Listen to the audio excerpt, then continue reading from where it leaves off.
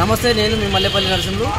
ఫ్యామిలీతో మేము నిన్న తిరుపతి వచ్చినాం. ఈరోజు ఒక ఆటోలో ప్రయాణం చేస్తుంటే ఆటో డ్రైవరే మీ తెలంగాణ ఆటోల పరిస్థితి చాలా అధ్వానంగా మారిపోయింది. పాపం వాళ్ళ కుటుంబాలు, వాళ్ళ ఇంటి వాళ్ళ ఇల్లాలు ఎలా గడుస్తుంది అని చెప్పి ఆవేదన చెందుతుంటే నాకు కూడా మనసు కరిగి సరే ఇతనితోనే ఒక మాట మాట్లాడదామని నేనే వీడియో చేస్తున్నా.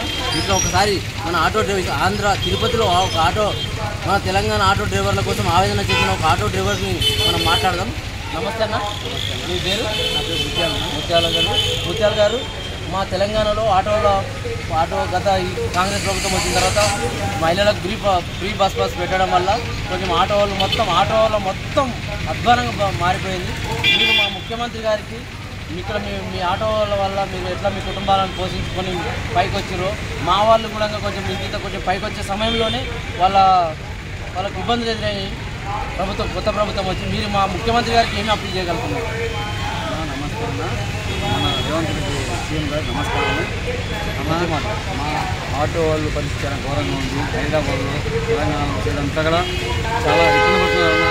దయచేసి ఒకరోజు ఆటో డ్రైవరు 1000 రూపాయలు కొనుక్కోపోతేనే ఇంటికి తిండి కానీ పిల్లలు కానీ సరిపోవడం లేదన్నా. అలాంటి పరిస్థితుల్లో మీరు ఫ్రీ బస్ పెట్టాలన్నా చాలా ఇబ్బందికరంగా ఉందన్నా.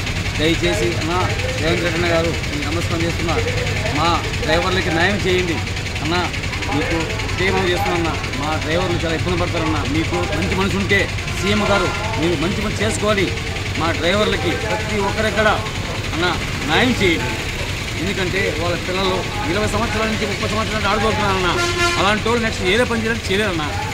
దయచేసి అవి మనసులో పెట్టుకొని ఫ్రీ బస్సులు తీసేస్తారో పెట్టుకుంటారన్న, అది మీ ఇష్టం అన్న. ముఖ్యమంత్రి గారు దయచేసి మా ఆటో కుటుంబాలు, మా ప్రజల్లో అందరూ కూడా ఇబ్బంది పడుతున్నారు.